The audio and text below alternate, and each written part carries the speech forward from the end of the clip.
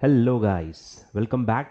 चलिए स्टार्ट करते हैं हम अकाउंटिंग। ठीक है, बेसिक्स जो आपका है अकाउंटिंग का जो पहला चैप्टर है वो हम स्टार्ट करेंगे, इंट्रोडक्शन टू अकाउंटिंग। ठीक है, इंट्रोडक्शन टू अकाउंटिंग हम पार्ट 1 या पार्ट ए जो भी आप कहोगे वो स्टार्ट कर रहे हैं। That is corporate accounting which is of 60 marks. ठीक है, 60 मार्क का जो आपका सिलेबस है वो हम इस पार्ट से स्टार्ट कर रहे हैं। ठीक है, इनॉग्रेशन है और उसका जो पहला चैप्टर है इंट्रोडक्शन टू अकाउंटिंग वो हम स्टार्ट करने वाले हैं। ठीक है, चलिए तो हम पूरा बेसिक से स्टार्ट करते हैं। ठीक है, पहले बिजनेस वर्ड क्या होता है यहां से स्टार्ट करते हैं, या बिजनेस के क्या टाइप्स होते हैं, अकाउंटिंग क्या होता है, उसका कनेक्शन क्या है बिजनेस से। हम धीरे धीरे मतलब पहले अकाउंटिंग पे आएंगे कि अकाउंटिंग क्या होता है, अकाउंटिंग क्यों होता है, फिर हम देखेंगे कि अकाउंटिंग कैसे होती है। कैसे होती है वो तो पूरा सब्जेक्ट उसी के बारे में, पर अकाउंटिंग क्या होती है और क्यों करते हैं यहां से हम शुरुआत करेंगे। ठीक है, तो सबसे पहले आपने ये सब सुना ही है। ठीक है, कॉमर्स आप सुनते हो, कॉमर्स फील्ड या कॉमर्स इन जनरल। तो कॉमर्स में दो बड़ी चीजें आती हैं, एक आती है गुड्स, एक आती है सर्विसेज। ठीक है, commerce revolves around goods and services. ठीक है, बिजनेस, हम बिजनेस की बातें करेंगे, पर्सनल लेवल पे भी ये चीजें होती हैं। हम पर्सनली गुड्स बना के कंज्यूम करेंगे या जो भी है, पर्सनल वाला हम छोड़ रहे हैं, हम बिजनेस के एंगल से हम सोच रहे हैं। ठीक है, ऐसे लोग जो इसमें बिजनेस करने के लिए उतर रहे हैं। ठीक है, तो गुड्स में आप क्या बिजनेस कर सकते हो। ठीक है, गुड्स में भाई एक होता है ट्रेडिंग। ठीक है, आपने सुना ही होगा ट्रेडर्स, ट्रेडिंग। फिर एक होते हैं मैन्युफैक्चरर्स। ठीक है, तो ऐसे दो बड़े एक्टिविटीज हैं जो गुड्स के साथ आप कर सकते हो। एक है ट्रेडिंग, ट्रेडिंग का मतलब क्या है, बाय करके आप सेल कर दो, बाय करो सेल करो, बाय सेल अगर आप कर रहे हो।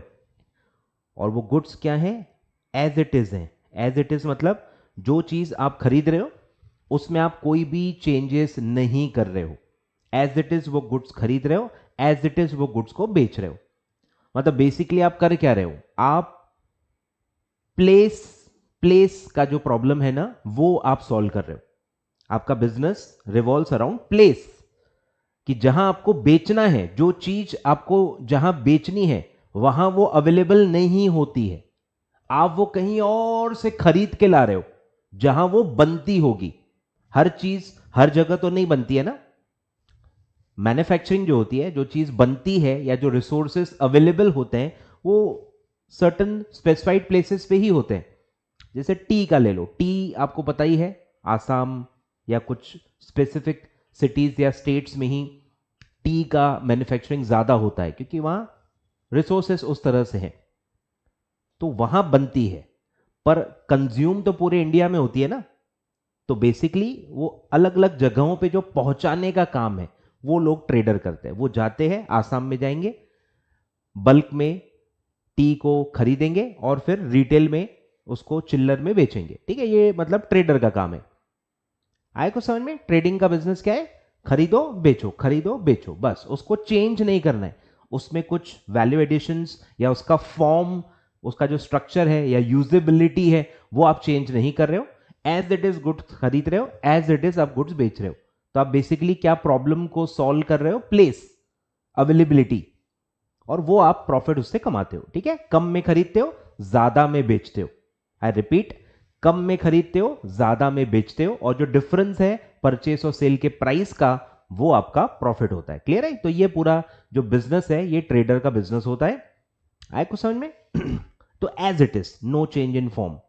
तो ये बिजनेस काय पे चलता है, प्लेस। आप प्लेस का जो प्रॉब्लम है वो यहां पे सॉल्व कर रहे हो। क्लियर है, फिर आते हैं सर मैन्युफैक्चरर्स। ठीक है, मैन्युफैक्चरर्स जो क्या करते हैं, रॉ मटेरियल खरीदते हैं। ठीक है, वो रॉ मटेरियल बाय करते हैं और उसमें प्रोसेसिंग करके उसको फिनिश गुड्स में कन्वर्ट करते हैं। ठीक है, मतलब ये फॉर्म को चेंज करते हैं, फॉर्म चेंज, ये प्लेस चेंज नहीं है, ये फॉर्म चेंज करते हैं।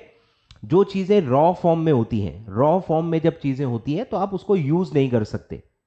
जैसे वुड, वुड को आप as a furniture directly use नहीं कर सकते, कॉटन को डायरेक्ट कपड़ों की तरह आप यूज नहीं कर सकते हैं, ठीक है। तो ये जो रॉ रिसोर्सेज होते हैं ये यूजेबल नहीं होते हैं, एज इट इज आप इसको यूज नहीं कर सकते हो, इसको चेंज करना पड़ता है, इनका फॉर्म, इनका स्ट्रक्चर चेंज करना पड़ता है ताकि इनको यूज किया जा सके। तो ये काम करता है मैन्युफैक्चरर, रॉ मटेरियल खरीदता है और उसको एक फिनिश्ड प्रोडक्ट में कन्वर्ट करता है, ठीक है। तो रॉ मटेरियल क्या है? रॉ फॉर्म में कोई भी मटेरियल है जो एज इट इज आप यूज नहीं कर सकते हो, और उसको यूजेबल बनाने के लिए उसमें प्रोसेसिंग की जाती है, उसको उसका फॉर्म, उसका स्ट्रक्चर चेंज किया जाता है और उसको फिनिश गुड्स में कन्वर्ट किया जाता है। और फिनिश गुड्स का मतलब ही क्या है कि वो फिनिश्ड है, फिनिश्ड मतलब यूजेबल कंडीशन में आ चुका है, और फिनिश गुड्स को आप डायरेक्टली यूज कर सकते हो। तो अगर मैं वुड कहूं, वुड क्या है? रॉ मटेरियल है। और अगर मैं फर्नीचर कहूं, टेबल कहूं, चेयर कहूं, पोडियम कहूं, कोई भी फर्नीचर का आइटम कहूं, तो वो क्या है? Finish goods. तो वो फर्नीचर को आप डायरेक्टली यूज कर सकते हो, ठीक है। तो ये फॉर्म जो है वो चेंज करते हैं ताकि वो यूजेबल बने। यूजेबल बनाने के लिए उसको, उसका फॉर्म चेंज करना जरूरी होता है। क्लियर है? तो ऐसे दो बड़े बिजनेस होते हैं, ट्रेडिंग और मैन्युफैक्चरिंग, ठीक है। अब ये एक चेन होती है, ठीक है। चेन कैसी होती है? जिसको आप वैल्यू चेन भी कहते हो, कि इसमें क्या होता है भाई, जो रॉ मटेरियल, जो पूरी चेन है, रॉ मटेरियल कोई ना कोई बनाता होगा, ठीक है, रॉ मटेरियल एक्सट्रैक्ट करता होगा, और फिर वो फिनिश गुड्स मैन्युफैक्चरर को बेचता होगा, ठीक है। ये जो मैन्युफैक्चरर मैं कह रहा हूं, तो वो मैन्युफैक्चरर क्या बना रहा है? वो फिनिश गुड्स बना रहा है, तो वो रॉ मटेरियल को परचेस करेगा, ठीक है, उसमें फिर प्रोसेसिंग करेगा फैक्ट्री में, ठीक है। फैक्ट्री, प्लांट या जो भी कहो, प्रॉपर सेटअप बनाना पड़ता है, उसमें लेबर रखने पड़ते हैं, मशीनरी इक्विपमेंट्स आपको बहुत सारे लगेंगे, और उसकी मदद से आप उसका फॉर्म या स्ट्रक्चर चेंज करते हो बाय मैन्युफैक्चरिंग प्रोसेस, ठीक है। और फिर वो फिनिश गुड्स किसको बेचेगा बना के? वो बेचेगा होल सेलर्स को। अबे जो होल सेलर्स हैं ये ट्रेडर्स होते हैं, ठीक है, ये ट्रेडिंग वाला काम है, ठीक है। तो होल सेलर्स फिर बेचते हैं रिटेलर्स को। रिटेलर्स का भी काम क्या है? ट्रेडिंग बिजनेस है, ठीक है। ध्यान दो, ये लोग फॉर्म को चेंज नहीं कर रहे हैं, ये लोकेशन बदल रहे हैं, ये ट्रेडिंग बिजनेस है, ये भी एक ट्रेडिंग बिजनेस है, इनमें फॉर्म चेंज नहीं होता है, ठीक है, सिर्फ लोकेशन बदलती है। और फिर रिटेलर्स जो हैं वो एक्चुअल कंज्यूमर्स, यानी कि आप और मेरे जैसे जो कंज्यूमर्स हैं उनको वो सेल करते हैं, और बस यहाँ चेन खत्म हो जाती है, क्योंकि यहाँ पे वो प्रोडक्ट यूज हो जाता है, कंज्यूम हो जाता है, इसके आगे अब कुछ नहीं होता। फिर कंज्यूमर टू कंज्यूमर चलते रहेगा, सेकेंड हैंड, थर्ड हैंड, ये हैंड, तो वो कंज्यूमर टू कंज्यूमर चलते रहेगा, ठीक है। तो ये पूरा प्रोसेस होता है, ठीक है। ये वैल्यू चेन आपको पता होनी चाहिए, ठीक है, इसका बहुत ज्यादा यूज है, और ये सारे टर्म्स आएंगे, रिटेलर्स, होलसेलर्स, ठीक है। होलसेलर्स का क्या टिपिकल फीचर होता है कि ये बल्क में लेते हैं, ठीक है, बल्क का बिजनेस होता है इनका, कि ये बल्क में परचेज करते हैं मैन्युफैक्चरर से, और फिर छोटे छोटे क्वांटिटी में, स्मॉल क्वांटिटी में, अलग अलग अलग अलग रिटेलर्स को अलग अलग गलियों में जाके बेचते हैं, ठीक है। और फिर ये रिटेलर्स क्या करते हैं, और स्मॉल क्वांटिटीज में, यूजेबल क्वांटिटीज में या कंज्यूमेबल क्वांटिटीज में कंज्यूमर्स को सेल करते हैं। क्लियर है? तो बेसिकली होलसेलर और रिटेलर दोनों ट्रेडर्स होते हैं, सेम खरीदते हैं, वो सेम चीज बेचते हैं, क्वांटिटी का बस डिफरेंस होता है, फॉर्म चेंज नहीं होता है, प्लेस चेंज होता है, प्लेस चेंज होता है, ठीक है। विद इन द सिटी भी प्लेस चेंज हो सकती है, या इंटर सिटी भी हो सकता है, इंटर स्टेट भी हो सकता है, डिपेंड करता है प्रोडक्ट टू प्रोडक्ट, ठीक है। तो ये आपको पता होना चाहिए। This is commerce, this is commerce, this is business, ठीक है। क्लियर है? अब सर्विसेज का इसमें रोल आता है, ठीक है। सर्विसेज भी मैं कहूंगा बिजनेस रिलेटेड सर्विसेज अलग होती हैं, पर्सनल, क्योंकि हम इंसान हैं, इंसान से रिलेटेड भी सर्विसेज होती हैं जिनका बिजनेस से कोई कनेक्शन नहीं होता, ठीक है। तो बिजनेस रिलेटेड कुछ सर्विसेज होती हैं, ठीक है। बिजनेस रिलेटेड सर्विसेज क्या हो सकती हैं?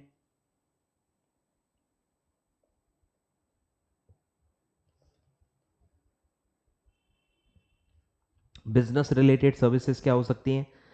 इंश्योरेंस, ठीक है, इंश्योरेंस, गुड्स का अगर आप इंश्योरेंस करा रहे हो, बिल्डिंग का इंश्योरेंस करा रहे हो, मशीन्स का इंश्योरेंस करा रहे हो, एम्प्लॉयज का इंश्योरेंस करा रहे हो, तो ये एक बिजनेस रिलेटेड सर्विस हो जाएगी। फिर है ट्रांसपोर्ट, ठीक है, ट्रांसपोर्ट, गुड्स को इधर से उधर आप मूव कर रहे हो, तो ट्रांसपोर्ट की आपको सर्विस लगती है। और उसका आप जो पैसा भरते हो उसको कहते हैं फ्रेट। वर्ड्स पे ध्यान देते जाओ, साइंस वाले हो लिखते जाओ, लिखते जाओ जो जो मैं बोलते जा रहा हूं, ठीक है। ट्रांसपोर्ट की सर्विस अगर आप ले रहे हो तो जो पैसा आप उसको देते हो ट्रांसपोर्टर को, उसको कहते हैं फ्रेट, ठीक है, भाड़ा, फ्रेट, ठीक है। इंश्योरेंस, फ्रेट, पैकिंग सर्विस, ठीक है, पैकेजिंग, पैकिंग सर्विस भी होती है। फिर आपका पैकिंग, लोडिंग अनलोडिंग, ठीक है, गुड्स आप लेते हो, ट्रकों में भर के आता है, तो वहां से वो लोड होता है। जब आप माल चढ़ा रहे हो, ठीक है, जब आप माल व्हीकल में चढ़ा रहे हो तो उसको कहते हैं लोडिंग, ठीक है। जो बेच रहा है वो लोड करके गुड्स को भेजता है, और जो बायर है फिर वो अपने प्रीमाइसेस में उसको अनलोड करता है, ठीक है। बेसिकली वो लेबर चार्जेस होते हैं, जो लेबर लोड करते हैं वो लेबर चार्जेस लेते हैं, उसको लोडिंग चार्जेस कहते हैं। और फिर यहाँ जो बायर है वो अपने लेबर्स के थ्रू उसको अनलोड कर देता है, तो वो गुड्स को निकाल के जहां स्टोर करना है वहां रखने तक के जो लेबर चार्जेस होते हैं उसको आप कहते हो अनलोडिंग चार्जेस, ठीक है। फिर आप रेंट पे चीजें ले सकते हो, ठीक है, रेंट या उसको आप कहोगे लीज, ठीक है, रेंट और लीज कहते हैं। भाड़े पे आप एसेट्स को ले सकते हो, बिल्डिंग आप खुद की भी ले सकते हो बिजनेस करने के लिए, या बिजनेस के लिए आप बिल्डिंग हायर कर सकते हो, भाड़े पे ले सकते हो, उसको रेंट कहते हैं, ठीक है। वैसे इक्विपमेंट्स, मशीनरी, फर्नीचर, सारे एसेट्स, जो भी चीज आप खरीद सकते हो वो चीजें रेंट पे भी मिलती हैं। अभी आपका चॉइस है, आपके पास कितना इन्वेस्टमेंट है उसके ऊपर डिपेंड करता है कि कौन सी चीज आप खरीद लोगे और कौन सी चीजें आप हायर करके बिजनेस के लिए यूज करोगे, ठीक है। तो रेंट भी एक सर्विस है, किसी और के रिसोर्सेस, किसी और का बिल्डिंग, किसी और का एसेट, किसी और का पैसा, ठीक है, पैसा भी आ सकता है, इंटरेस्ट, किसी और का पैसा अगर आप यूज कर रहे हो तो उसको जो आप रिटर्न देते हो, पैसा देते हो यूज करने के लिए, यूज करने के बदले में उनको क्या मिलेगा, इंटरेस्ट पे होगा, ठीक है। तो ये बेसिकली क्या हो रहा है, सर्विस दी जा रही है। कोई आपको अपनी बिल्डिंग यूज करने के लिए दे रहा है, कोई आपको अपना पैसा यूज करने के लिए दे रहा है, कोई आपके लिए कोई गुड्स में कुछ सर्विसेज दे रहा है, ठीक है, इंश्योरेंस दे रहा है, ट्रांसपोर्ट दे रहा है, पैकिंग अनपैकिंग या लोडिंग अनलोडिंग दे रहा है, ठीक है। तो ये सारे बिजनेस से रिलेटेड सर्विसेज होते हैं, ठीक है। एक एक करके आते जाएगा, बताऊंगा मैं आपको। फिर और भी बहुत सारी सर्विसेज होती हैं भाई, अकाउंटिंग सर्विस, ठीक है, अकाउंटेंट आप रखोगे तो वो भी सर्विस ही है। Accounting service, legal service, professional से आप कुछ ना कुछ कंसल्टेंसी लोगे तो प्रोफेशनल सर्विसेज भी आपको लेनी पड़ेगी, कि कंपनी कैसे बनानी है, कंपनी सेक्रेटरी के पास आप जाओगे, ठीक है, तो वो आपको कंपनी बना के देगा, तो वो भी एक सर्विस है, प्रोफेशनल सर्विस है। ट्रेडमार्क आपको रजिस्टर करना है, ठीक है, ट्रेडमार्क, कॉपीराइट, पेटेंट, ये रजिस्ट्रेशन आपको करने हैं, तो ये भी आपको प्रोफेशनल से सर्विसेज लेने होंगे। फिर आपको नाम अपना रजिस्टर करना है, बहुत सारे ऐसे लीगल या प्रोफेशनल सर्विसेज आपको मिलेंगे, ठीक है, तो वो आप सर्विसेज ले लोगे बाहर से, ठीक है। तो ये सारे सर्विसेज होते हैं जो बिजनेस से कनेक्टेड होते हैं और बिजनेस वालों को आप प्रोवाइड करते हो, ठीक है। और फिर कुछ एंड कंज्यूमर से रिलेटेड होता है, ठीक है, पर्सनल मैं उसको कहूंगा। जैसे हॉस्पिटल्स हैं, अब हॉस्पिटल्स बिजनेस के लिए भी हो सकते हैं, मतलब जैसे मैं पर्सनल लेवल पे कुछ ऑपरेशन करा रहा हूं तो इसका मेरे बिजनेस से कोई लेना देना नहीं, ये मेरी पर्सनल इंजरी है, पर्सनल एक्सपेंस है, मैं खुद हॉस्पिटल में जा रहा हूं पर्सनल लेवल पे, तो मेरा जो कोचिंग बिजनेस है उसका कोई कनेक्शन नहीं है। कुछ समझ में आ रहा है? अगर आप एम्प्लॉय का करवा रहे हो और पैसा आपका एम्प्लॉयर भर रहा है, कंपनी भर रही है, तो वो बिजनेस से रिलेटेड आ जाएगी, समझ रहे हो? एक ही चीज बिजनेस भी हो सकती है, एक ही चीज पर्सनल भी हो सकती है, डिपेंड करता है आप यूज कहां कर रहे हो। अगर वो सर्विस बिजनेस के लिए यूज हो रही है, उसका बेनिफिट बिजनेस ले रहा है, तो वो बिजनेस रिलेटेड सर्विस आ जाएगी, उसका खर्चा जो है वो बिजनेस में डाला जाएगा। और अगर कोई सर्विस है जो आप पर्सनली कंज्यूम कर रहे हो, जैसे आप घूमने गए हो, ट्रैवलिंग करने गए हो, पर्सनल लीजर, तो वो तो पर्सनल हो गया ना, वो बिजनेस रिलेटेड नहीं आएगा। पर अगर आप बिजनेस के काम से गए हो, क्लाइंट से मिलने गए हो, कोई एसेट खरीदना है, कोई चीज खरीदनी है, उसके लिए आप बाहर गए हो, परचेसिंग के लिए गए हो, सेलिंग के लिए गए हो, लोन लेने के लिए गए हो, कोई भी चीज के लिए अगर आप बिजनेस से रिलेटेड जा रहे हो तो वो सारा ट्रैवलिंग भी क्या आएगा, बिजनेस रिलेटेड माना जाएगा। और अगर आप घूमने जा रहे हो, उसका कोई बिजनेस कनेक्शन नहीं है, तो पर्सनल माना जाएगा। क्लियर है? फिर सेम रेंट भी है, बिजनेस से रिलेटेड कोई चीज का रेंट है तो बिजनेस में आएगा, और जहां आप रहते हो आपका घर वो रेंट पे है, आपका घर रेंट पे है, ठीक है। मुंबई में बड़ी सिटीज में सब रेंट पे ही रहते हैं, कोई बड़ी बात नहीं है। तो अगर आपका वो पर्सनल घर है, आप वहां रहते हो, उसमें कोई बिजनेस का रिलेशन नहीं है, तो वो रेंट की सर्विस फिर कहां आएगी? पर्सनल में आएगी। क्लियर है? तो मतलब सर्विस से आप कैटेगराइज नहीं कर पाओगे, सर्विस का नाम सुन के आप क्लियरली ये नहीं कह सकते हो कि ये बिजनेस है या पर्सनल है, ठीक है। उसका यूज क्या है, उसका बेनिफिट किसने लिया है, उस पर डिपेंड करता है, ठीक है।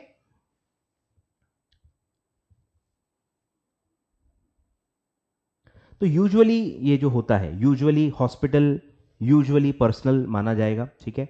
फिर जो ट्रैवलिंग होती है लीजर के लिए, घूमने जा रहे हो, ठीक है, वो भी पर्सनल मानी जाती है, ठीक है। आप खाना खाने गए हो, फूड, ठीक है, नाइट लाइफ एंजॉय करने गए हो, ठीक है, वो सब खर्चे, सारे ये जो खर्चे होते हैं ना, पार्टी करने चलते हैं, ट्रैवलिंग करने चलते हैं, खाने पीने, पब, ये सब पर्सनल एक्सपेंस में नॉर्मली ये आता है, ठीक है। क्लियर है? तो इस टाइप का आपका ये पूरा फील्ड है, ये आप कॉमर्स में पढ़ने वाले हो। क्लियर है यहां तक?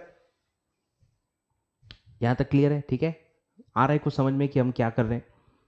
अब मैं कह रहा हूं कि लिखते जाना, मैं स्क्रीन देते जाऊंगा आपको, स्क्रीन देते जाऊंगा, आप लिखते जाना, जो भी साइंस वाले हैं भैया लिखते जाना, बस गाड़ी रुकेगी नहीं, लिखते जाओ।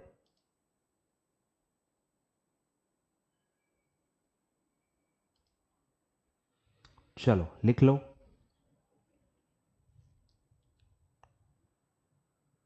ठीक है, पॉज करके अच्छे से बना लेना, ठीक है। पॉज करते रहना पड़ेगा आपको, जब भी मैं स्क्रीन दूंगा आपको लिखने के लिए, आपको पॉज करना है और आराम से लिखते बैठना है, ठीक है।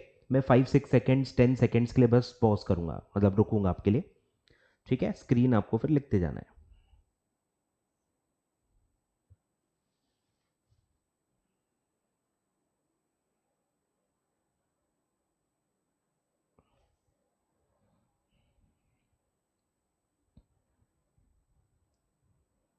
ठीक है, यहां तक क्लियर है? बढ़े आगे।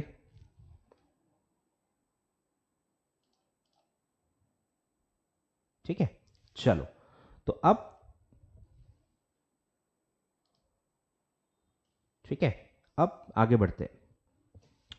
अब हम अकाउंटिंग की नीड पे आते हैं, ठीक है, कि जो पर्सन ये बिजनेस कर रहा है, ठीक है, ये जो पर्सन जो बिजनेस कर रहा है, जिसको आप कहोगे ओनर, ठीक है, ये जो ओनर है, जो बिजनेसमैन है, जो ये पैसा लगा के ये सारे बिजनेस कर रहा है, मैन्युफैक्चरिंग का बिजनेस कर रहा है, ट्रेडर का बिजनेस कर रहा है, अब ट्रेडर का बिजनेस एज अ होलसेलर कर रहा है, एज अ रिटेलर कर रहा है, या सर्विसेज प्रोवाइड कर रहा है, जो भी पर्सन कोई भी टाइप का बिजनेस कर रहा है, अब वो जब भी कोई आप बिजनेस करते हो, बिजनेस का मुझे बताओ मोटिव क्या होता है, ठीक है, बिजनेस क्यों करते हैं?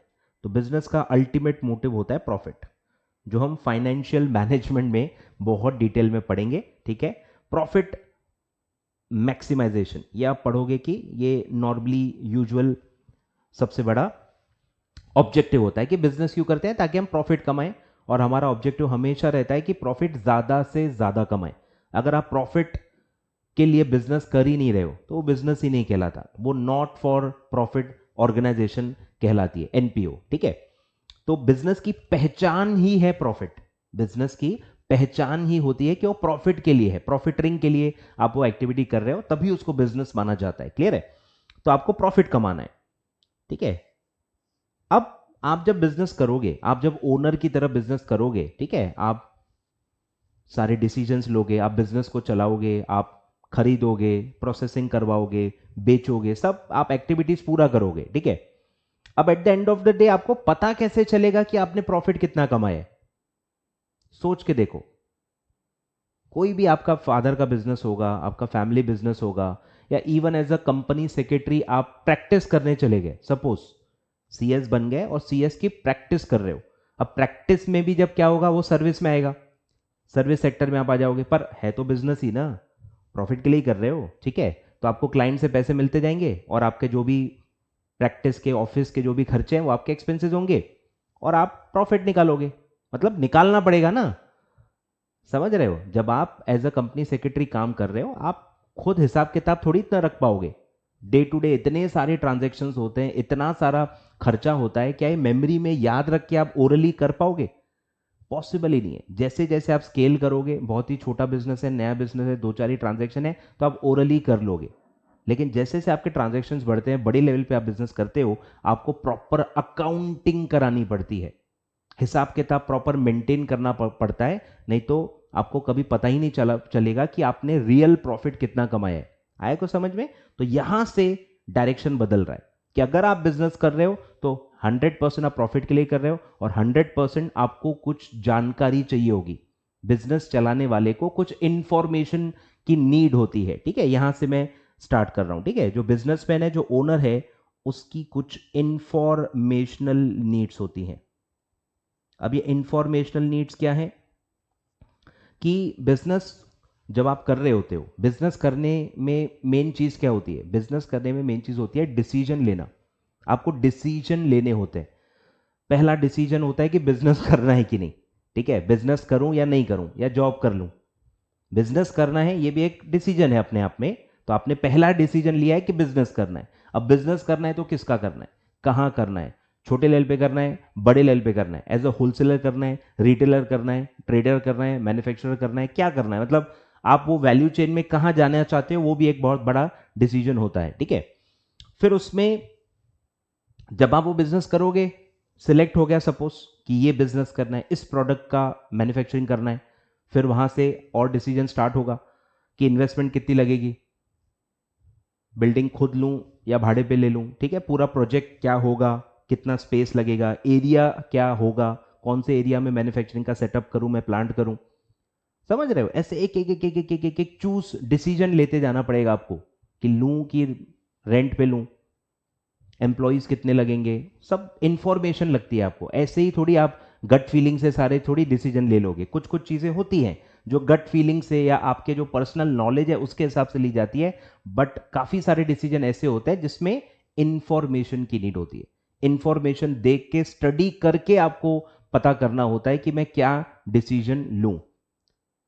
फिर रॉ मटेरियल परचेज करोगे तो कहां से करूं, कितना करूं, क्वांटिटी क्या प्राइस पे करूं, यहां तक कैसे लाऊंगा। बरोबर है, बहुत ये डिसीजंस होते हैं छोटे छोटे जो आपको डे टू डे बिजनेसमैन को लेने होते हैं। तो यहां से नीड जनरेट होती है इंफॉर्मेशन की, कि इंफॉर्मेशन लगती है आपको। इंफॉर्मेशन के बेसिस पे आप काफी सारे डिसीजंस लेते हो, और वो इंफॉर्मेशन अकाउंटिंग करने के बाद ही आती है। आए कुछ समझ में? यहां से अकाउंटिंग की नीड अराइज होती है। ठीक है, तो सबसे पहला जो आपका नीड है कि भैया मुझे प्रॉफिट या लॉस पता करना है। ठीक है, सबसे पहला जो नीड है, प्रॉफिट और लॉस कितना हुआ, ठीक है, उसका कैलकुलेशन ये आपको करना है, आपको पता करना है। ठीक है, कि मुझे प्रॉफिट हुआ या लॉस हुआ। साल भर जो मैं इतना काम कर रहा हूं, जो भी मैं एक्टिविटी कर रहा हूं, डे टू डे खरीद रहा हूं, बेच रहा हूं, मैन्युफैक्चरिंग कर रहा हूं, इतना सारा जो मैं मेहनत कर रहा हूं, at the end of the day मुझे प्रॉफिट हुआ है या लॉस हुआ है। समझ रहे हो? ये एक्टिविटी मैं कंटिन्यू करूं, इसको स्केल अप करूं या बंद कर दूं, तो ये डिपेंड करता है ना, मेरा प्रॉफिट हो रहा है कि लॉस हो रहा है। प्रॉफिट हो रहा है तो मैं उसको और बढ़ाऊंगा, उसमें और ज्यादा पैसा लगाऊंगा, उसके ब्रांचेस ओपन करूंगा, उसको एक्सपांड करूंगा। और अगर लॉस हो रहा है तो उसको मैं बंद कर दूंगा। कुछ समझ में आ रहा है? तो प्रॉफिट और लॉस बहुत बड़ा इंफॉर्मेशन है जो आपको डिसीजन लेने के लिए लगता है कि मैं एक्सपांड करूं या उसको बंद कर दूं। ठीक है, फिर आपको डे टू डे बिजनेस करने के लिए आपको बहुत सारी इंफॉर्मेशन लगती है कि भाई कितना पैसा है जो मुझे पेबल है, मतलब मुझे कौन कौन से इंसान को कब कब कितना पैसा देना है। ठीक है, पेबल्स कहते हैं उसको। ठीक है, तो आपको किसको किसको पैसा देना होता है? एक होता है क्रेडिटर, अगर आप गुड्स खरीद रहे हो। ठीक है, अगर आप गुड्स को परचेज कर रहे हो, रॉ मटेरियल परचेज कर रहे हो, तो जो इंसान से आप खरीदते हो वो होता है सप्लायर। सप्लायर कहते हैं उसको नॉर्मली। और जब उसको अकाउंटिंग में आप रिकॉर्ड करते हो उसको कहते हैं क्रेडिटर। जिनसे उधारी में आपने गुड्स खरीदे हैं, जिनसे आपने उधारी में क्रेडिट पे आपने गुड्स खरीदे हैं, उस पर्सन को कहते हैं क्रेडिटर। क्लियर है? तो गुड्स जब आप खरीदते हो, ठीक है, यहां जो मैंने बताया ना, रॉ मटेरियल आप परचेज करोगे, परचेज। अब परचेज परचेज हर जगह मैंने परचेज परचेज लिखा हुआ है। ठीक है, परचेज जब भी आप कोई चीज करते हो उसमें दो आपके पास चॉइस होती है। या तो आप सीधे सीधे कैश में खरीद सकते हो, कैश या बैंक। ठीक है, मतलब पूरा पैसा आप आज दे सकते हो कैश से या चेक से या फंड ट्रांसफर, एनईएफटी, आरटीजीएस, सब जो भी है, यूपीआई, तो कोई भी तरीका, मतलब मॉनेटरी फॉर्म में आज के आज पूरा पैसा देके आप कोई भी चीज को खरीद सकते हो, ये एक तरीका होता है। और दूसरा होता है सर क्रेडिट पे, कि मैं आज पैसा नहीं दूंगा, मैं कुछ समय के बाद दूंगा, 30 डेज बाद, 60 डेज बाद, 90 डेज बाद, तो जो भी टर्म्स एंड कंडीशंस होंगी। तो ऐसे दो टाइप के परचेस करने के तरीके होते हैं, या तो आप कैश में परचेस करते हो या तो आप क्रेडिट में परचेस करते हो। अब कैश में परचेस कर लिया तो बात खत्म, उसने आपको गुड्स दे दिए, आपने उसको पैसा दे दिया, ट्रांजैक्शन खत्म, कुछ और बाकी नहीं है। गुड्स आपको मिल गए हैं, उसको पैसे मिल गए हैं, ट्रांजैक्शन खत्म, ठीक है, फ्यूचर का कुछ है नहीं। लेकिन जब आप क्रेडिट पे खरीदते हो, क्रेडिट पे खरीदने का क्या मतलब होता है कि गुड्स आपको आज ही मिल गए हैं, समझो बात को साइंस वाले, गुड्स आपको आज मिल गए हैं पर आप पैसे उसको बाद में दोगे, मतलब आपके तरफ से कुछ परफॉर्मेंस बाकी है। आपको गुड्स तो मिल गए हैं पर आपने अभी तक पैसे दिए ही नहीं है, आपको पैसा देना बाकी है, उसको कहते हैं पेबल्स, ठीक है। तो यहां पे उस इंसान का नाम मेंशन करना जरूरी होता है जिसको पैसा देना बाकी है, और उसको आप कहते हो क्रेडिटर, ठीक है। तो क्रेडिट पे अगर आप परचेस कर रहे हो, क्रेडिट पे अगर आप परचेस कर रहे हो तो उसको कहते हैं क्रेडिटर, ठीक है। तो किसको कितना कब पैसा देना है, ये भी एक बहुत बड़ी इंफॉर्मेशन होती है जो डे टू डे बिजनेस करने के लिए ओनर को लगती है। सेम होता है इसी का उल्टा रिसीवेबल्स, कि कहां कहां से कितना पैसा आने वाला है, कितना कितना कहां से पैसा आने वाला है, क्योंकि ये जो आने वाला है इसी को यूज करके आप पे करोगे ना, घर से थोड़ी लाओगे। अरे भाई बिजनेस से जो पैसे आने वाले हैं उसी से आप बिजनेस के खर्चे पे करोगे ना, कैश तो बिजनेस के अंदर ही रोटेट होगी, बार बार क्या जेब से घर से जाके लाओगे क्या पैसे। तो ये जानकारी बहुत टाइम टू टाइम आपको लगती है ताकि आप उसको मैच कर पाओ कि चलो यहां से 15 दिन बाद पैसे आएंगे और यही पैसे मैं 15 दिन बाद इसको दे दूंगा। रोलिंग, कैश की रोलिंग होती है ना, यहां से आएगा यहां दे देंगे, हमको बस टाइमिंग और अमाउंट मैच करना होता है कि यहां से आएगा, इस मिस्टर ए से आएगा और यही पैसा मिस्टर बी को दे देंगे, तो कहीं अपने जेब से लाने की जरूरत नहीं है। और जहां ऐसा नहीं हुआ कि कहीं देने हैं पर आना है ही नहीं, न जेब में पड़े हैं, तो फिर लोन लेना पड़ेगा या घर से और लागत लगानी पड़ेगी, समझ रहे हो। तो ये सब आपको डे टू डे प्लानिंग करने के लिए, बिजनेस को स्मूथली ऑपरेट करने के लिए बहुत सारी इंफॉर्मेशन लगती है, ठीक है। अब जिनसे पैसा आना होता है उसको कहते हैं डेटर, जिनको आपने क्रेडिट पे गुड्स को सेल किया है, ठीक है। तो जब भी आप गुड्स बेचते हो, ठीक है, रॉ मटेरियल वाला किसको गुड्स बेच रहा है, रॉ मटेरियल वाला किसको गुड्स सेल कर रहा है, फिनिश गुड्स को, फिनिश गुड्स मैन्युफैक्चरर को। फिनिश गुड्स मैन्युफैक्चरर किसको सेल कर रहा है, होलसेलर को। होलसेलर किसको सेल कर रहा है, रिटेलर को। और रिटेलर किसको सेल कर रहा है, कंज्यूमर को। क्लियर है। तो हर इंसान कोई ना कोई दूसरे इंसान से खरीद रहा है और उसको बना के या एज इट इज किसी न किसी को बेच रहा है, ठीक है। अब जब आप बेचोगे, जब आप सेल करोगे तो उसमें भी सेम होता है, दो चॉइसेस हैं, दो तरीके हैं, दो मोड्स हैं। एक है कैश में, ठीक है, तुरंत पैसे आपको मिल जाएंगे, या आप क्रेडिट में भी बेच सकते हो, कस्टमर्स को क्रेडिट पे उधारी में भी गुड्स को बेच सकते हो कि आपको पैसे 3 महीने बाद, 2 महीने बाद, 30 डेज बाद मिलेंगे, ठीक है। तो उस इंसान का नाम रिकॉर्ड करना पड़ता है जिनसे आपको पैसा मिलना बाकी है, ठीक है। तो उस कस्टमर को अपन अकाउंट्स में क्या रिकॉर्ड करते हैं, डेटर्स, ठीक है। तो डेटर कौन है, ऐसे कस्टमर्स हैं जिनको आपने गुड्स सेल किए हैं ऑन क्रेडिट, ठीक है। तो वहां से पैसा मिलना बाकी होता है, ठीक है।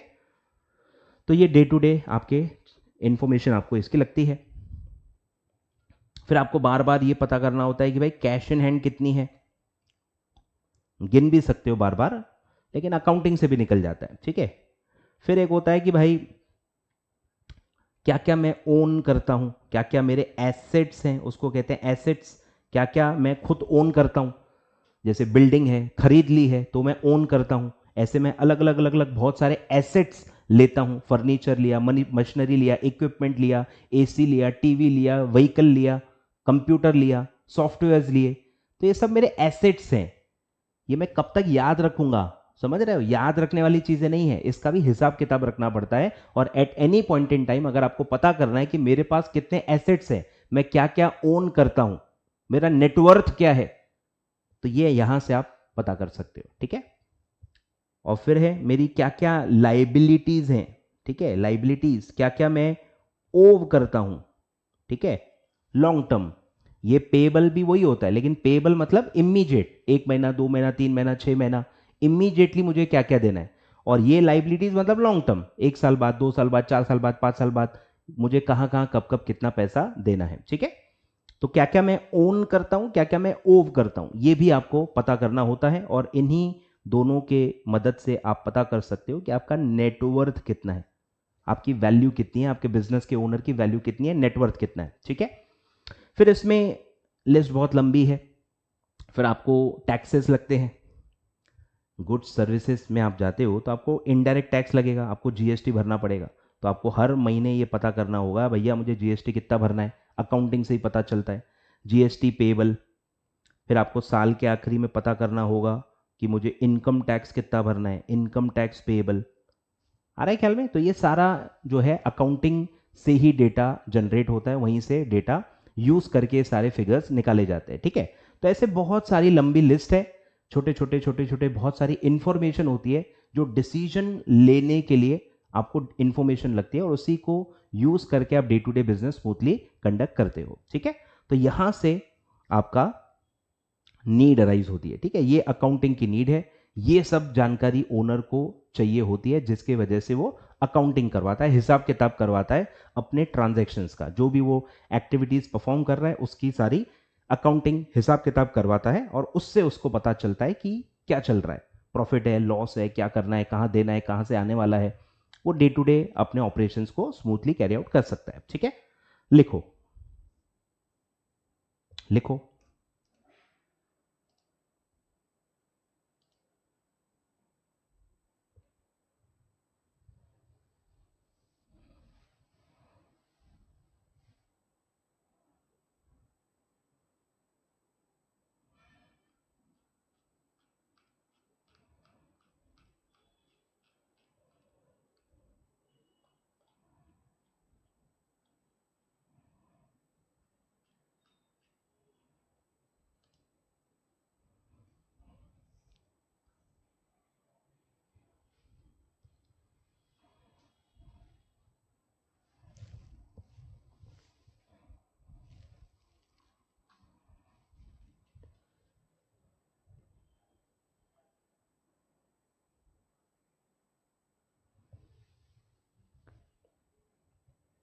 चलिए आगे बढ़ते हैं।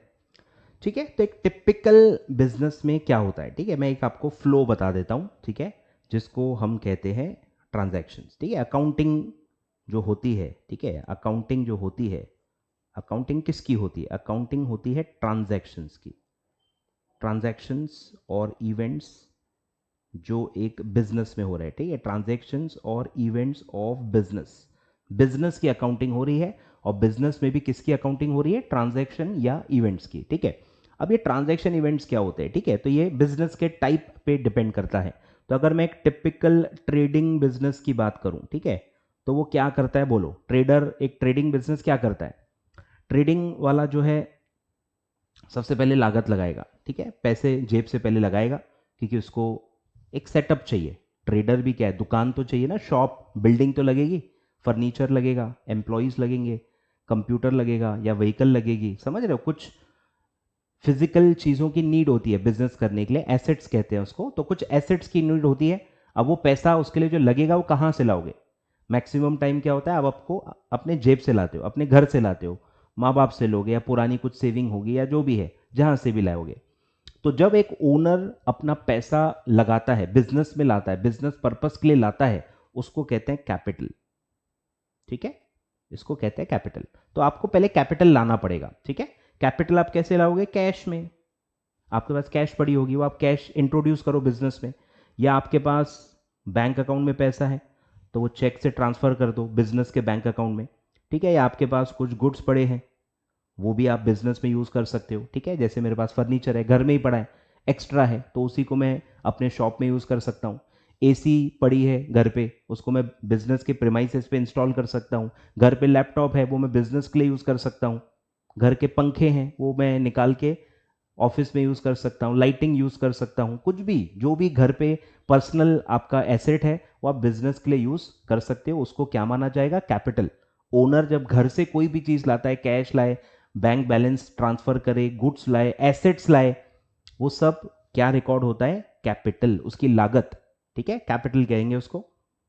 तो गुड्स हैं, एसेट्स हैं, कोई भी चीज हो सकती है, ठीक है। तो सबसे पहले आप लागत लाओगे, ठीक है, और उसको यूज करके आप पूरा जो सेटअप लगता है, ठीक है, आप सेटअप करोगे। सेटअप करोगे मतलब आप बिल्डिंग खरीद लोगे या भाड़े पे ले लोगे, जो भी है, बिल्डिंग, फर्नीचर, ठीक है। बिजनेस में आप सोचो कि एक ट्रेडर को क्या लगेगा? बिल्डिंग लगेगा, फर्नीचर लगेगा, ठीक है, और क्या लगेगा? मशीनरी तो लगती नहीं है उसको, इक्विपमेंट भी नहीं लगता है, ठीक है। लैपटॉप वैपटॉप या कंप्यूटर लग सकता है आज की डेट में, लैपटॉप और कंप्यूटर। फिर बिजनेस करने के लिए कोई ना कोई आपको व्हीकल भी लगेगी। बड़ा ट्रेडर है तो भैया एसी भी लगाएगा, ठीक है। फिर और क्या लग सकता है? रेफ्रिजरेटर भी लग सकता है, ठीक है, डिपेंड करता है। इन्वर्टर, ठीक है। और क्या एसेट्स लगेंगे सोच के देखो, आप इमेजिन करो कोई ट्रेडिंग बिजनेस पे अगर आप फिजिकली जाके कभी विजिट किए हो, कोई चीज़ खरीदने गए हो, हार्डवेयर की दुकान पे गए हो, कहीं भी, पता नहीं कितने शॉप्स पे आप डेली जाते हो, बस ऑब्जर्व करना है, बस ऑब्जर्व करना है। अब आप अकाउंटेंसी के स्टूडेंट हो, आपको ऑब्जर्व करना है और वो आपको हेल्प करेगा विजुअलाइज करने में, ठीक है। तो ये सारे एसेट्स आप खरीदोगे, ठीक है, आपका कैपिटल यहाँ पे जाएगा। फिर अब पैसा कम पड़ रहा है तो आप लोन ले लोगे, ठीक है, लोन ले लोगे रिलेटिव से, ठीक है, रिलेटिव से लोन ले लोगे। रिलेटिव नहीं दे रहा है तो फ्रेंड से ले लोगे, फ्रेंड्स भी नहीं दे रहे हैं तो फिर आप बैंक वैंक या एनबीएफसी या कोई ना कोई, ठीक है, फाइनेंसर से आप अप्रोच करोगे। एनबीएफसी या कोई भी लेंडर आपके एरिया में है, कोई रिनोन पर्सन है, पहचान का है, आपके समाज का है, जो भी है, तो 1-to-1 आप प्राइवेटली पर्सनली लोन ले सकते हो, ठीक है। ये सब हो गया, तो इससे क्या हो गया? बिजनेस का सेटअप डिसाइड हो जाएगा, ठीक है। कुछ पैसा आप जेब से लाए, कैपिटल, और कुछ आप बाहर से लाए, उसको कहते हैं लोन, बोरोइंग्स, ठीक है, लोन्स या बोरोइंग्स कहते हैं उसको। तो इससे आपने पूरा सेटअप बना लिया, बिल्डिंग ले ली, फर्नीचर ले लिया, लैपटॉप कंप्यूटर की नीड होगी वो भी ले लिया, व्हीकल की नीड होगी, एसी, रेफ्रिजरेटर, इन्वर्टर, सब जो भी आपको लगता होगा आपने सब ले लिया, ठीक है। फिर बिजनेस का नाम सोचना, रजिस्टर कराना है तो रजिस्टर करना, बिजनेस का जो लीगल स्ट्रक्चर है वो भी डिसाइड करना होता है, जो आप एसबीईसी में पढ़ोगे, सोल प्रोप्राइटरशिप, पार्टनरशिप, कंपनी, उसमें भी ओपीसी, प्राइवेट पब्लिक जो भी है, ठीक है। जो भी स्ट्रक्चर्स अवेलेबल हैं वो आपको सोचने होंगे, क्या स्ट्रक्चर में आपको बनाना है, उसका जो लीगल फॉर्मेलिटीज हैं, प्रोफेशनल्स या लॉयर्स की जो मदद आपको लेनी पड़ेगी। कंपनी बना रहे हो तो कंपनी सेक्रेटरी को आपको हायर करके उससे सर्विसेज लेनी होंगी, ठीक है। वो सब साइड में चलते रहेगा, ठीक है। पूरा सेटअप आप पहले लगा लोगे और फिर एडवर्टाइजिंग वगैरह स्टार्ट हो जाएगी कि भाई ये बिजनेस स्टार्ट करने वाले हैं, सब इनॉग्रेशन रखेंगे, दोस्तों को बुलाएंगे, रिलेटिव को बुलाएंगे, सब वो सब हो जाएगा। और उसके बाद आप सबसे पहला ट्रांजैक्शन करोगे परचेसिंग, कि आप परचेस करोगे, ठीक है, परचेसिंग ऑफ गुड्स। अब जो भी प्रोडक्ट में आप डील करोगे, जो भी प्रोडक्ट में आप डील करोगे, डील करोगे का मतलब क्या है? खरीद के बेचोगे, ट्रेडिंग करोगे जिस भी चीज की, वो चीज कोई भी हो सकती है, उसका जो नेचर होगा आपके लिए वो होगा गुड्स, ठीक है। गुड्स, जो भी चीज आप बाय कर रहे हो और उसको आप सेल करते हो, ठीक है, ये आपका डे टू डे बिजनेस है। तो वो जो चीज है जिसको आप बाय सेल कर रहे हो उसको आप क्या बुलाओगे? गुड्स। अब गुड्स कुछ भी हो सकता है। अगर आपका बिजनेस फर्नीचर खरीद के फर्नीचर बेचने का होगा तो सोच के देखो, थोड़ा इमेजिन करो, आपका बिजनेस ही क्या है? फर्नीचर खरीदना, फर्नीचर बेचना। तो आपके लिए फर्नीचर क्या होगा? तब वो फर्नीचर आपके लिए गुड्स माना जाएगा, क्योंकि आप उसमें डील करते हो, उसको खरीद के बेचते हो। फिर अगर आप हार्डवेयर बिजनेस करते हो तो हार्डवेयर के जो आइटम्स हैं वो आपके लिए क्या हो जाएंगे? गुड्स। अगर आप एसी के डीलर हो, एसी खरीद के एसी बेचते हो तो एसी आपके लिए क्या हो जाएगा? गुड्स।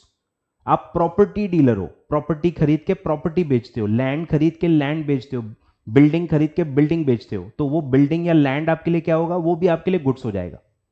मतलब गुड्स कोई भी चीज हो सकती है, कोई भी चीज, मूवेबल, इमूवेबल, टेंजिबल, इंटेंजिबल, कोई भी चीज हो सकती है। बस उसको आप पहचानोगे कैसे? कि अगर आप उसको खरीद के बेच रहे हो, वो आपका डे टू डे बिजनेस है, तो वो चीज आपके लिए गुड्स कहलाएगी। क्लियर है? तो आप गुड्स खरीदोगे। और ऊपर सर ये जो हम बिल्डिंग खरीद रहे थे, फर्नीचर खरीद रहे थे, अब मुझे बताओ ये ऊपर ये जो आप खरीद रहे थे, आप ये क्यों खरीद रहे थे? इसका यूज क्या है? इसको आप यूज करोगे मतलब, ठीक है, इसका पर्पस क्या है? पर्पस है यूज करना। ये बिल्डिंग जो मैं ऊपर खरीद रहा हूं ये मैं बेचूंगा थोड़ी, ये तो मैं यूज करके इसके अंदर बिजनेस करूंगा। ये जो फर्नीचर खरीदूंगा इसको मैं यूज करके बिजनेस करने वाला हूं। ये जो लैपटॉप है मैं बिजनेस के लिए ले रहा हूं, मैं यूज करूंगा। व्हीकल में यूज करूंगा, एसी में यूज करूंगा, रेफ्रिजरेटर में यूज करूंगा। तो ये जो एसेट्स हैं इसमें इसका जो नेचर है, इसका जो पर्पस है वो क्या है? यूज करना। तो जब आप कोई चीज यूज करने के लिए खरीदते हो और उसकी लाइफ ज्यादा होती है, एक आध साल से ज्यादा होती है, जैसे एसी की लाइफ एक साल से ज्यादा होती है, फर्नीचर एक साल से ज्यादा होती है, आपका बिल्डिंग है, कंप्यूटर्स है, ठीक है, सारे एसेट्स ये जो आपको दिख रहे हैं ये सब की लाइफ एक साल से ज्यादा होती है, ठीक है। और इसका पर्पस क्या है? आप उसको यूज करने वाले हो।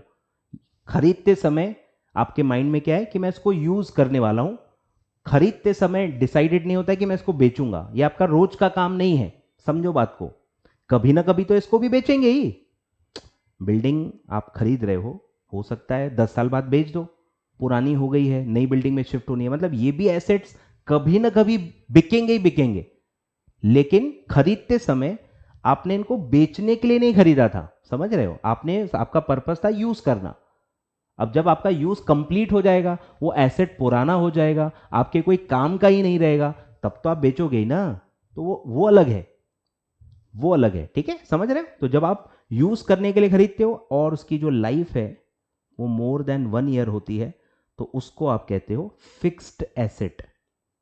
उसको आप कहते हो फिक्स्ड एसेट, कि ये मेरा एसेट है और ये फिक्स्ड है। फिक्स्ड है मतलब लॉन्ग टर्म है, और इसको मैं बिजनेस में यूज करने वाला हूं, इसको यूज करके मैं बिजनेस करने वाला हूं, इसको मैं डे टू डे बेचूंगा नहीं, ठीक है। खरीद के बेचना ये मेरा इंटेंशन नहीं है, तो उसको मैं कहूंगा फिक्स्ड एसेट।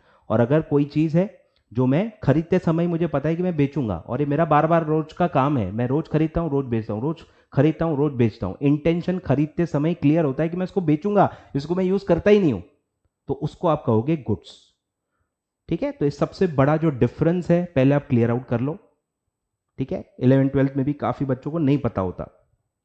तो कोई भी चीज हो सकती है, फर्नीचर जैसे मैंने आपको एग्जाम्पल दिया, फर्नीचर किसी पर्सन के लिए फिक्स्ड एसेट भी हो सकता है और वही फर्नीचर किसी दूसरे पर्सन के लिए गुड्स भी हो सकता है।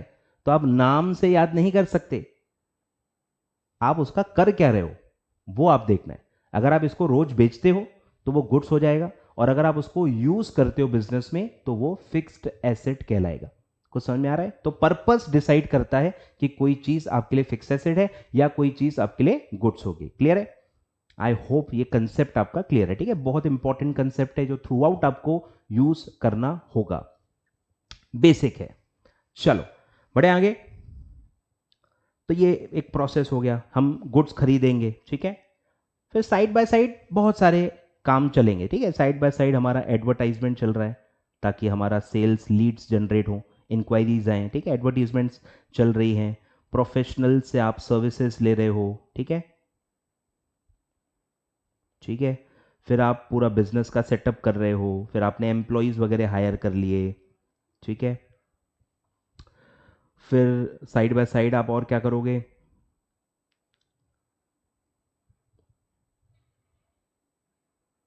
ठीक है, बहुत सारी चीजें चलते रहेंगी और फिर सेल्स चालू हो जाएगी, ठीक है। आप गुड्स को सेल करोगे, सेल्स ऑफ गुड्स, ठीक है।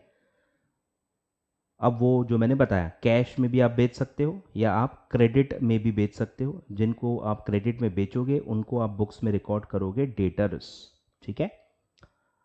और ये साइकिल चलते रहेगी, ठीक है। समझ रहे हो कि गुड्स खरीदा वो भी आप कैश या क्रेडिट में ले सकते हो, कैश में भी ले सकते हो, जो जेब से आपने पैसे लगाए थे उसी से पहली बार तो उसी में से ही खरीदना पड़ेगा, ठीक है। और या फिर आप क्रेडिट पे ले सकते हो, ठीक है। और जिससे आप क्रेडिट पे लोगे उसको आप कहोगे क्रेडिटर। क्लियर है? तो आपने गुड्स खरीदे, बेचे, बेचने से फिर पैसे आएंगे, फिर उन पैसों का क्या करोगे? उनसे फिर गुड्स खरीदोगे, फिर बेचोगे, फिर खरीदोगे, फिर बेचोगे। ये आपका बिजनेस है, ठीक है। और ये जो चीज आप खरीद बेच रहे हो इसके प्राइसिंग में डिफरेंस होता है, कम में खरीदते हैं और ज्यादा में बेचते हैं, ठीक है। तो एग्जाम्पल लेते हैं कि मैंने अगर कोई चीज 1000 में खरीदी तो पे तो 1000 ही करना है, पर मैं इसको 1200 में बेचूंगा। 1200 में खरीदूंगा, 1200 में बेचूंगा, क्या आपका बिजनेस है? ठीक है। और ये जो चीज आप खरीद बेच रहे हो इसके प्राइसिंग में डिफरेंस होता है, कम में खरीदते हैं और ज्यादा में बेचते हैं, ठीक है। तो एग्जाम्पल लेते हैं कि मैंने अगर कोई चीज 1000 में खरीदी तो पे तो 1000 ही करना है, पर मैं इसको 1200 में बेचूंगा। तो मेरा 200 रुपए का ग्रॉस प्रॉफिट होगा, खरीद के बेचने में 200 रुपए का प्रॉफिट होगा। अब ये 200 रुपए में से और पहले मैं एक्सपेंसेस भरूंगा, जो भी मेरे डे टू डे एक्सपेंसेस हैं वो सब एक्सपेंसेस मैं भर दूंगा, और फिर जो बचेगा वो होता है प्रॉफिट, नेट प्रॉफिट। क्लियर है? तो ये सब हम पढ़ेंगे आगे।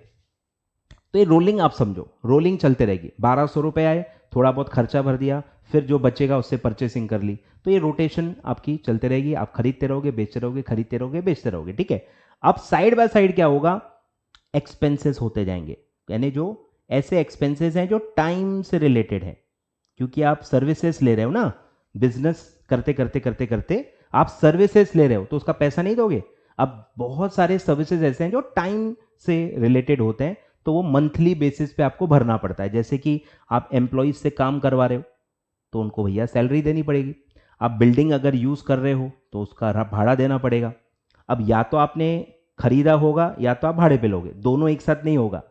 काफी बच्चों के मन में होगा, सर बिल्डिंग तो ऊपर खरीद ली थी, फिर रेंट का एका, खरीद ली है तो फिर रेंट नहीं आएगा, और अगर भाड़े पे ली थी तो रेंट आएगा। ठीक है? दोनों में से कोई एक चीज आएगा, या तो आप खरीदोगे या तो आप रेंट पे करोगे, दोनों एक साथ नहीं आ सकता।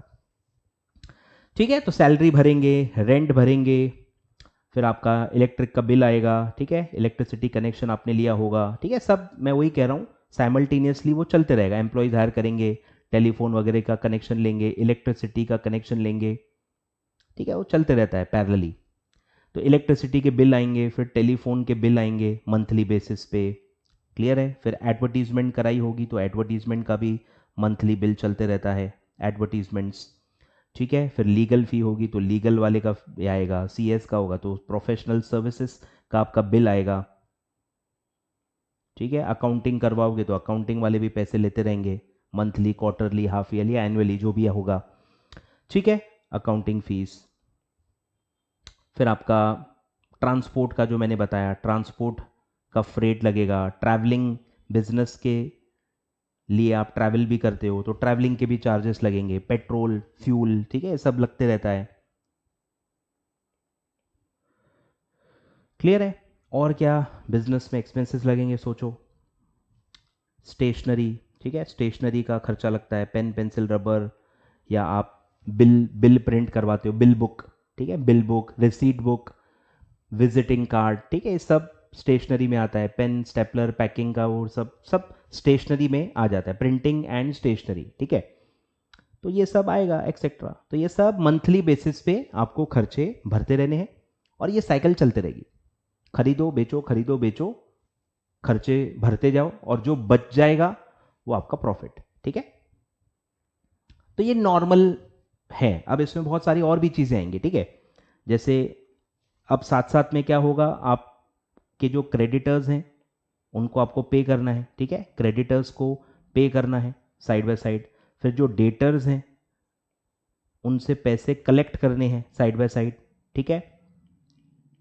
क्लियर है? फिर जो रिपेयर्स एंड मेंटेनेंस आएगा, कि भाई एसेट्स जो खरीदे हैं महीने 2 महीने में, उसमें फिर मेंटेनेंस का खर्चा चालू हो जाएगा एडॉक बेसिस पे। ये मंथली बेसिस पे नहीं आता ना, एडॉक बेसिस पे। भाई पंखा बंद हो गया, बुलाओ उसको, लेबर चार्जेस भर के चालू करवाओ, इन्वर्टर खराब हो गया, एसी खराब हो गई, तो ये सब एडहॉक बेसिस पे आपके रिपेयर्स एंड मेंटेनेंस के एक्सपेंसेस आते रहेंगे। क्लियर है? तो ये चलते रहेगा। और फिर और भी बहुत सारे एक्स्ट्रा ऑर्डिनरी आइटम आएंगे, वो मैं बाद में बताऊंगा आपको। ठीक है? और फिर ईयर एंड जब हो जाएगा, साल जब खत्म हो जाएगा, तब आप क्या निकालोगे, प्रॉफिट एंड लॉस। ठीक है? तो ये पूरा साइकिल एक नॉर्मल बिजनेस का ऐसा चलता है, ऐसा नॉर्मल ट्रेडिंग बिजनेस का पूरा चलता है। ठीक है? तो आप लिख लो। ठीक है? लिखते जाओ।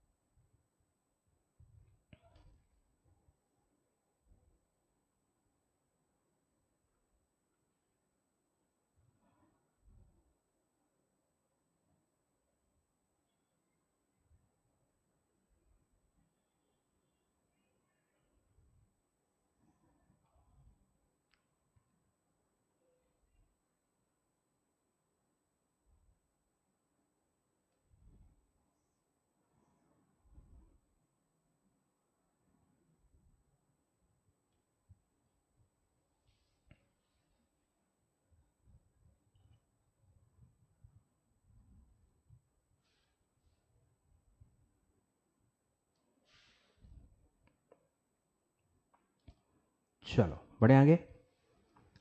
तो यहाँ आपको अब पता चल गया होगा कि बिजनेस क्या है, ठीक है, बिजनेस के टाइप्स क्या हैं, बिजनेस क्या होता है, ट्रांजैक्शंस क्या होता है, आपको समझ में आ गया। धीरे धीरे मैं इवेंट्स पे भी आऊँगा, ठीक है, अभी आपको इवेंट्स नहीं समझेंगे, ठीक है, ये मैं बाद में आपको बताऊंगा कि इवेंट्स क्या होते हैं। अभी आप ट्रांजैक्शन समझ लो। तो ये सोच, जो सारी चीज़ें आप कर रहे हो, खरीद रहे हो, बेच रहे हो, लोन ले रहे हो, सारे जो सर्विसेज ले रहे हो, ये सब होते हैं ट्रांजैक्शन। जो भी आप बिजनेस करने के लिए जो भी एक्टिविटीज़ करते हो, परचेसिंग, सेलिंग, ठीक है, किसी की सर्विसेज लेना, सैलरी यानी एम्प्लॉय को एंगेज करना, किसी का एसेट यूज़ करना, स्टेशनरी खरीदना, समझ रहे हो, ये सब ट्रांजैक्शंस होते हैं जो हम खुद होके करते हैं with the intention of doing a business and to earn the profit from that, ठीक है। तो ये सारे होते हैं ट्रांजैक्शंस, ठीक है। अब ये हो गया, आपको एक आइडिया आ गई कि भैया क्या होता है, फ्लो क्या है, ठीक है। अब एक और बात आपको समझना है कि जो ओनर है वो क्या कर रहा है, वो तो बिजनेस कर रहा है।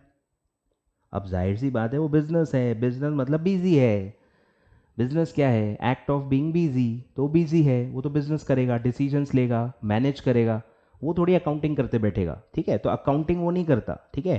अकाउंटिंग करने के लिए एक सेपरेट पर्सन हायर किया जाता है जिसको आप कहोगे अकाउंटेंट, वो अलग पर्सन है, ठीक है। अकाउंटेंट अलग है, बिजनेस जो ओनर है वो अलग है। नॉर्मली ये दोनों डिफरेंट पर्सन्स होते हैं। अब ये चीज़ क्यों इतनी मायने रखती है, इसका क्या फ़र्क पड़ता है? इसका फ़र्क पड़ता है कि जो बिज़नेस कर रहा है उसको सब पता होता है, ठीक है, कि मैंने कितने में बाई किया, किससे बाई किया, मुझे पैसे कब देने हैं, कैश में था कि क्रेडिट में था, मैं किसको सेल कर रहा हूँ, किससे सर्विसेज ले रहा हूँ, किसके कितने प्राइजेज हैं, क्या खर्चा मैं भर रहा हूँ, ये तो सब ओनर को पता होगा। अब ये बंदा जब अकाउंटिंग करने आएगा, इसको पता कैसे चलेगा कि अकाउंटिंग करूँ कैसे? उसको क्या पता क्या परचेस किया है, उसको क्या पता क्या सेल किया है? क्या वो एक एक बात ओनर को पूछेगा? अरे वो तो बिजी है ना। वो बिजनेस करेगा या आपको बताएगा कि क्या अकाउंटिंग करनी है, ठीक है। इसीलिए एक कंसेप्ट आता है बुक कीपिंग, इसीलिए एक कंसेप्ट आता है बुक कीपिंग, कि ये जो ओनर है ये क्या करता है, बुक कीपिंग करता है, और बुक कीपिंग देख के अकाउंटेंट अकाउंटिंग करता है। अभी बुक कीपिंग क्या है? बुक कीपिंग का मतलब है कि आप सारे जो डॉक्यूमेंट्स हैं वो आप प्रिजर्व करके रखते हो, ठीक है। डॉक्यूमेंट्स का मतलब क्या है? कॉन्ट्रैक्ट, जो आप लॉ में पढ़ते हो ना, इंडियन कॉन्ट्रैक्ट एक्ट 1872, तो वो कॉन्ट्रैक्ट जो होता है उसको मैं कह रहा हूं डॉक्यूमेंट, सोर्स डॉक्यूमेंट, जहां से एंट्री, जहां से अकाउंटिंग की जाती है, क्लियर है।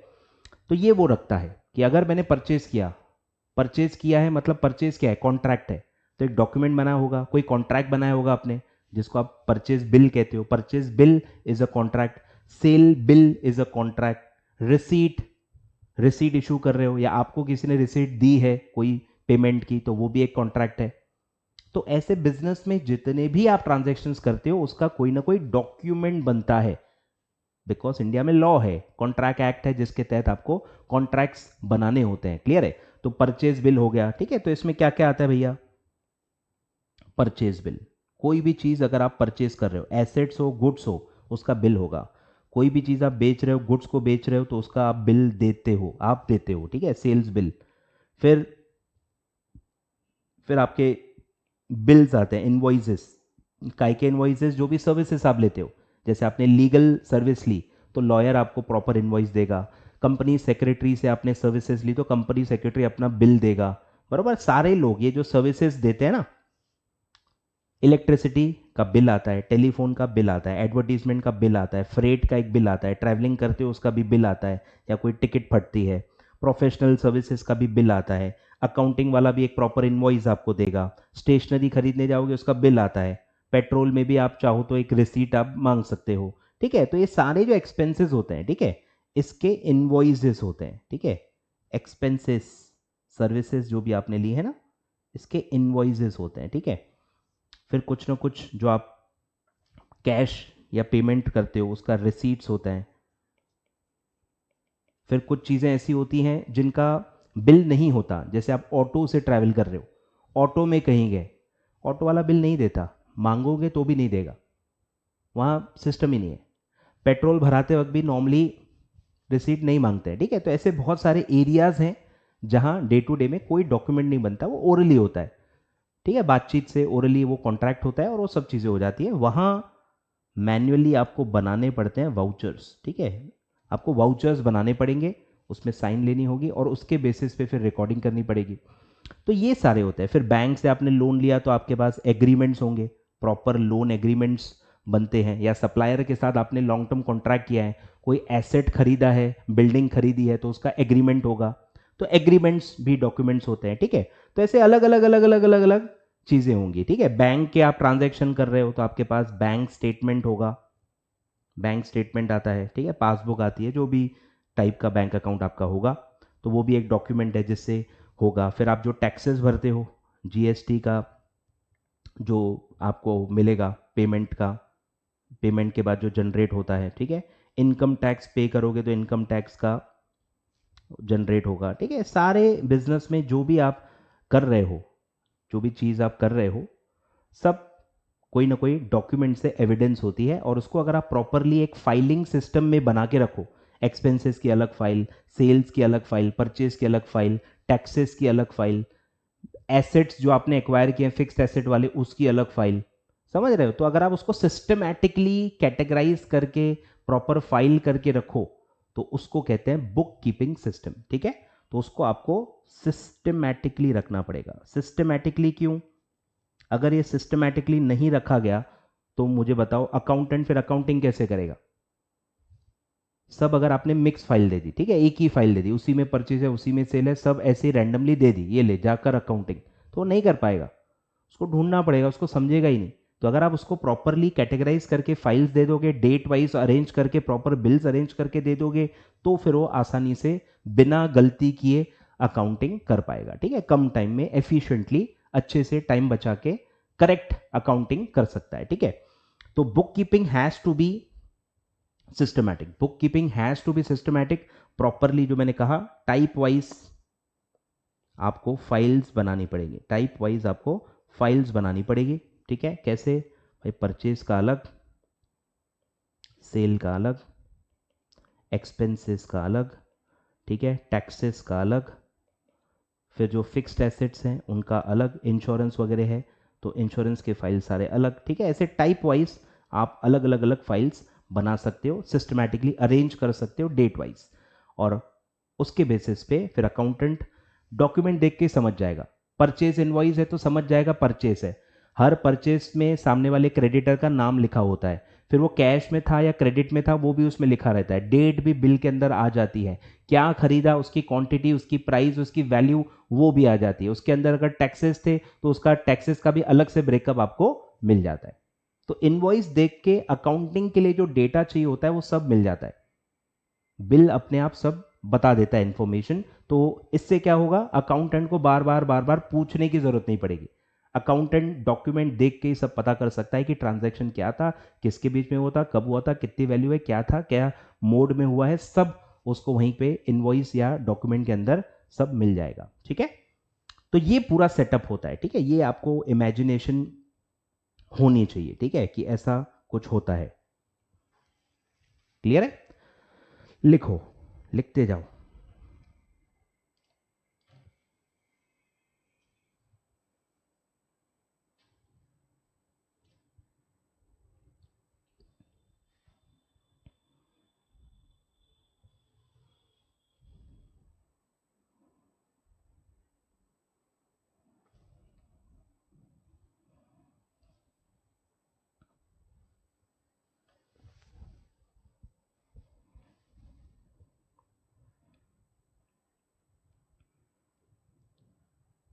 चलिए, ठीक है। तो ये पार्ट में इतना ही है।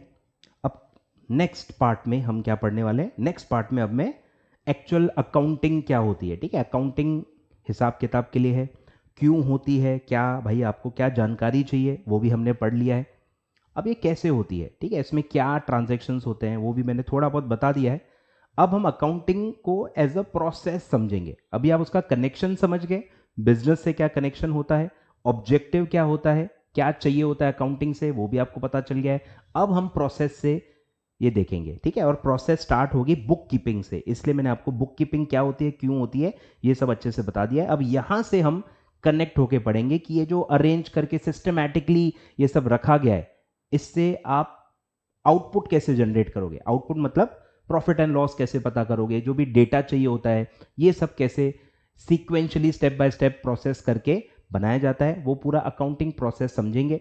और फिर धीरे धीरे मैं आपको सारी जो टर्मिनोलॉजीज हैं, एक एक टर्म्स आपको मैं अच्छे से लिखवा के दे दूंगा, बता के दे दूंगा। और वहां से फिर हम अकाउंटिंग साइकिल या जो उसके जो कॉन्सेप्ट्स होते हैं वो हम स्टार्ट करेंगे, ठीक है। धीरे धीरे धीरे धीरे अब सारी चीज़ें कनेक्ट होंगी और हम एंड जो प्रॉफिट लॉस है वो कैसे निकालते हैं ये आप आगे समझोगे, ठीक है। आई होप अभी तक हर चीज़ आपको समझ में आ रही है, ठीक है। आई होप आपका कंसेप्ट अच्छे से बिल्डअप हो रहा है, चीज़ें आप साथ साथ में नोट करते जा रहे हो अगर आप साइंस बैकग्राउंड के हो। और जो कॉमर्स वाले हैं उनकी रिवीजन हो रही है, ठीक है, कॉमर्स वालों की रिवीजन हो रही है। और आई होप कुछ ना कुछ तो आपको चीज़ें नई पता चल रही हैं, ठीक है। I hope so. तो नेक्स्ट पार्ट में हम कंटिन्यू करेंगे। Thank you so much.